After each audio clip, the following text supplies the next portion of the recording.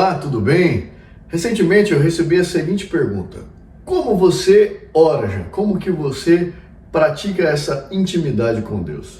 Existe uma maneira certa de nos dirigirmos ao nosso Deus? Existe um padrão, uma fórmula que nós devemos seguir? Bom, examinando as Sagradas Escrituras, nós vemos que houve o caso de Jonas, que olhou no ventre de uma baleia. Nós vemos exemplos de pessoas que oraram em pé e também de joelhos prostrados. Mas qual a forma correta? Não existe uma forma correta. Muitos de nós que viemos da congregação cristã, sabemos que lá eles ensinam que todas as vezes que vamos nos dirigir ao nosso Deus, devemos prostrar os nossos joelhos.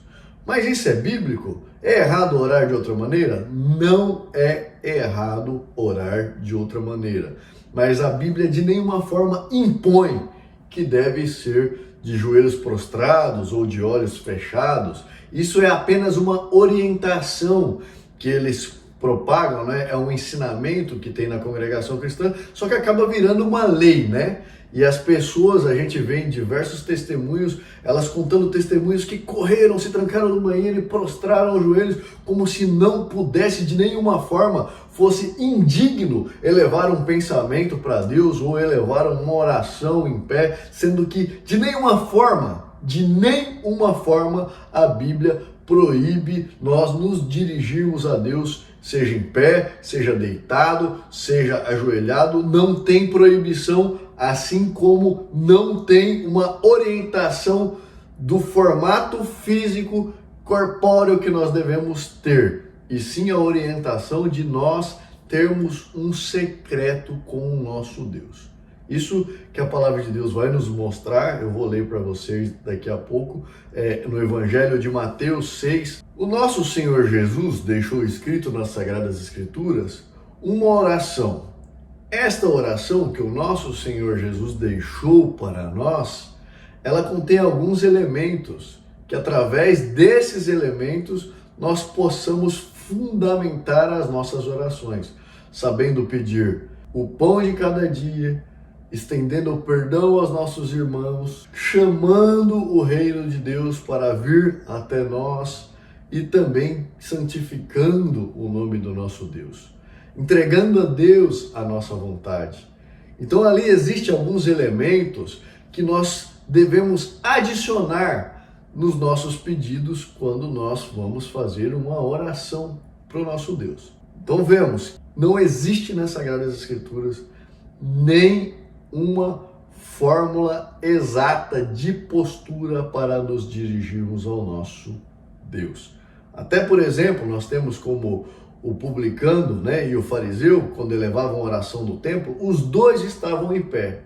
Uma oração foi recebida e a outra não. Porque um orava se exibindo e exibindo as suas qualidades, e o outro já entregava para Deus toda a sua dignidade, expondo assim para o nosso Deus a sua condição de pecador que ele era. Então é isso que Deus requer de nós: humildade, um coração sincero. Ele não requer vãs repetições nem vãs palavras. Eu ouvi recentemente no canal do Luciano Subirá, um renomado pastor muito estudioso das Sagradas Escrituras, uma pessoa que convém vocês assistirem, porque ele fala das Sagradas Escrituras sem alterar o entendimento do que ali está escrito. Não é uma pregação contendo fermento do fariseu. Ele ensina de forma muito clara, transparente, o que o texto bíblico tem para nos ensinar. E ele dizia que a oração não tem que ser um meio através do qual nós alcançamos de Deus aquilo que nós desejamos, mas a oração deve ser o meio do qual Deus consegue de nós aquilo que Ele deseja, tendo em vista que tem uma palavrinha que o nosso Senhor Jesus disse para que nós pudéssemos colocar nas nossas orações: seja feita a sua vontade. É um meio que nós podemos nos comunicar com Deus, entregar para Ele todos os nossos anseios, as nossas questões, as nossas angústias, e confiar que, se for da vontade dele, Ele então estará atento a ouvir o nosso clamor. A minha forma de orar, eu gosto também de implementar textos bíblicos. Eu tenho o costume de ler algumas passagens, para que assim eu aquebrante mais o meu coração e eu consigo criar uma conexão melhor entre eu e o nosso amado Pai e o nosso Senhor Jesus Cristo. Lembrando sempre de pedirmos em oração a guia do Espírito Santo, que em tudo nos conduz, porque nós, por vezes, não sabemos o que pedir, não sabemos como orar. Aí a gente tem que, então, estar entregando nas mãos dele a guia, para que coloque em nossa boca as palavras certas para nos comunicarmos com o nosso Deus. Eu gosto de começar a minha oração lendo o Evangelho segundo João, capítulo 1. No princípio era o Verbo, e o Verbo estava com Deus, e o Verbo era Deus. Ele estava no princípio com Deus. Todas as coisas foram feitas por ele. Sem ele, nada do que foi feito se fez. Nele estava a vida, e a vida era a luz dos homens. E a luz resplandece nas trevas, e as trevas não a compreenderam. Houve um homem enviado de Deus, cujo nome era João. Este veio para testemunho, para que testificasse da luz, para que todos crescem por ele. Não era ele a luz, mas para que testificasse da luz. Ali estava a luz verdadeira, que alumia a todo homem que vem ao mundo. Estava no mundo, e o mundo foi feito por ele, e o mundo não o conheceu. Veio para o que era seu, e os seus não o receberam. Mas a todos quantos o receberam, deu-lhes o poder de serem feitos filhos de Deus, aos que creem no seu nome, os quais não nasceram do sangue, nem da vontade da carne, nem da vontade do varão, mas de Deus.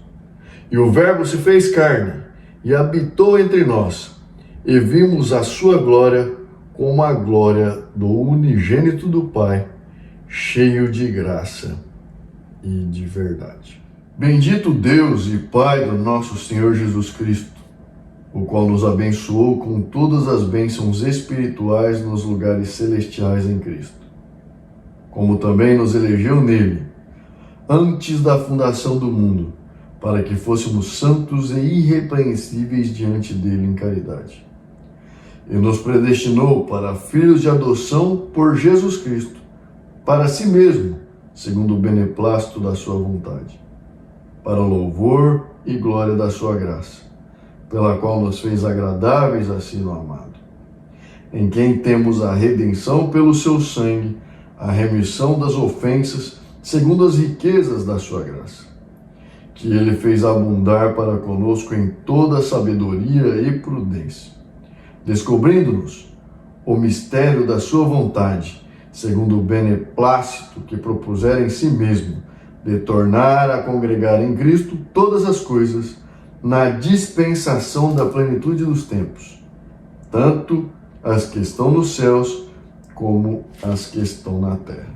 Com o fim de sermos, para louvor da sua glória, nós, os que primeiro esperamos em Cristo, em quem também vós estáis, depois que ouvistes a palavra da verdade, o evangelho da vossa salvação, e tendo nele também crido, fostes selados com o Espírito Santo da promessa, para que o Deus do nosso Senhor Jesus Cristo, o Pai da glória, os dê em seu conhecimento o espírito da sabedoria e de revelação, tendo iluminados os olhos do vosso entendimento, para que saibais qual seja a esperança da sua vocação e quais as riquezas da glória da sua esperança nos santos, e qual a sobreexcelente grandeza do seu poder sobre nós, os que cremos, segundo a operação da força do seu poder, que manifestou em Cristo,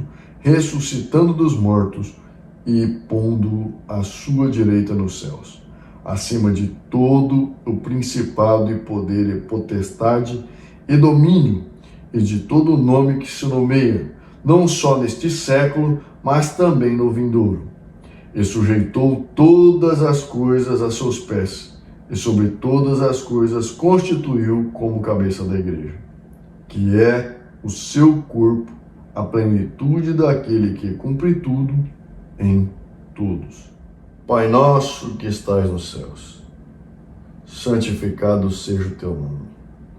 Santificado seja o teu nome em todas as minhas ações, em cada decisão que eu venha tomar, em cada palavra que eu venha dizer.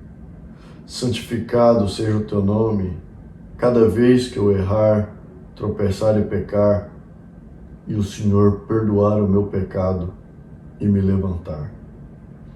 Santificado seja o teu nome em cada pensamento que eu venha ter. Santificado seja o teu nome em tudo aquilo que eu venha ouvir. Santificado seja o teu nome em cada sentimento que brote dentro do meu coração. Venha o teu reino. Senhor Jesus Cristo, permita que os nossos irmãos de Israel tenham seus corações trocados por um coração de carne revestidos de Espírito, para que assim a pregação do Evangelho, a sua palavra, a palavra da verdade, o Evangelho do nosso Senhor Jesus Cristo, possa entrar nos seus corações e possa gerar neles uma nova criatura, e que rapidamente possa multiplicar entre eles os evangelizados, assim podendo ser completado o número dos escolhidos, e possamos sempre estar clamando: Maranata, venha, Senhor Jesus, habitar entre nós. Venha o teu reino, venha Jerusalém celestial. Seja feita a tua vontade, assim na terra como nos céus. Seja feita, Pai, a tua vontade em cada uma das minhas decisões. Seja feita a tua vontade em cada uma das minhas escolhas. Seja feita a sua vontade sobre os meus sonhos e desejos. Seja feita a sua vontade em cada um dos meus pedidos e objetivos. Que a minha escolha, Deus bendito, sempre seja a tua escolha. Que eu possa sempre sonhar com aquilo que o Senhor deseja que eu sonhe. Seja feita a tua vontade, assim na terra como no céu. O pão nosso de cada dia nos dá hoje.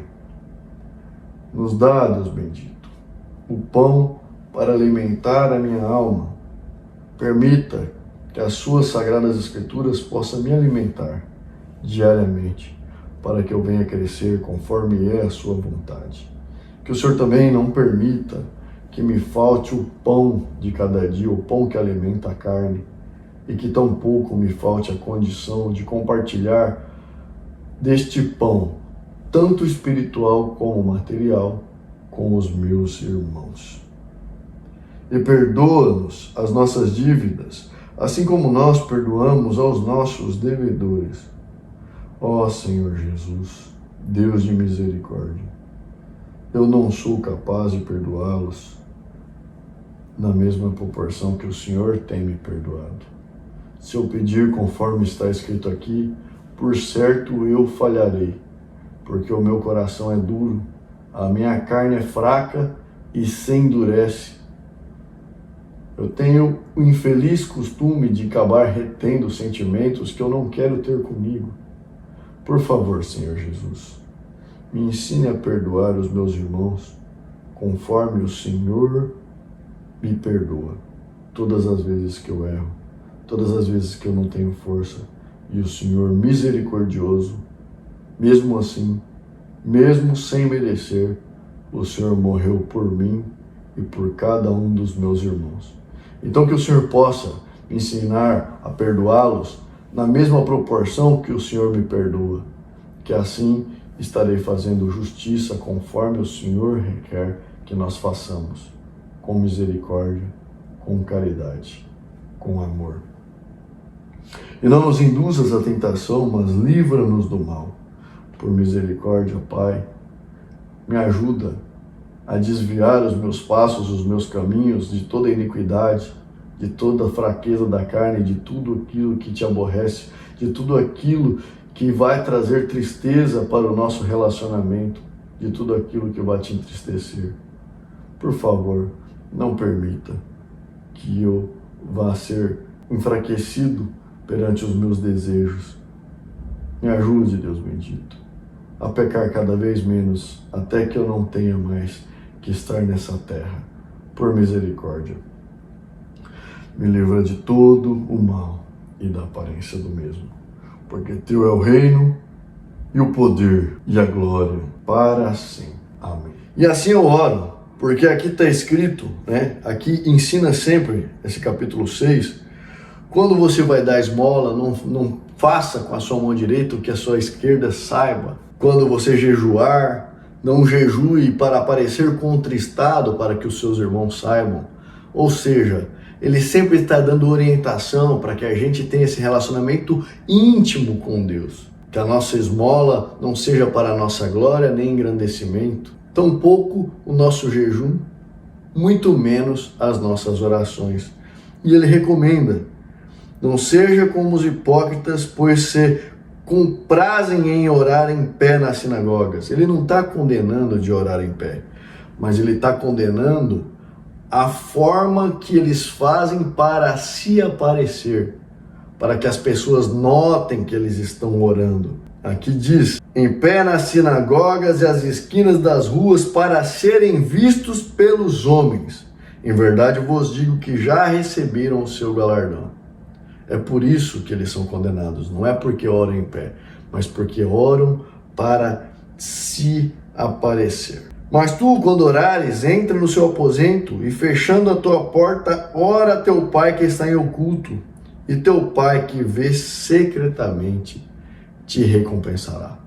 Que nós possamos ter esse canal de comunicação e relacionamento íntimo com o nosso Deus. E se você estiver em uma situação de emergência, não precisa fazer como em outro tempo nós aprendemos: corra, se tranque no banheiro e ajoelhe-se. No seu íntimo, sem que ninguém note, eleva o seu pensamento ao alto. De onde está o meu socorro? Diria o salmista: o meu socorro vem do Senhor, que fez os céus e fez a terra. Basta que você ore, não para se aparecer. Deus tudo conhece e tudo vê. Ele sabe o intento de cada coração. Importa que você ore e que você possa cada vez mais entregar-se a que seja feita a vontade dele e não a nossa. Sabendo que Deus não é obrigado a atender os nossos pedidos. E que se alguns forem atendidos, sempre será para a honra e glória do nome dele. E também os que não forem atendidos. Porque o nosso Deus conhece as nossas necessidades e ele jamais dará um fardo maior do que somos capazes de suportar. Fiquem com Deus.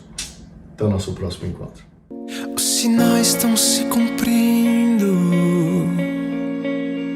e a cada dia estão mais claros.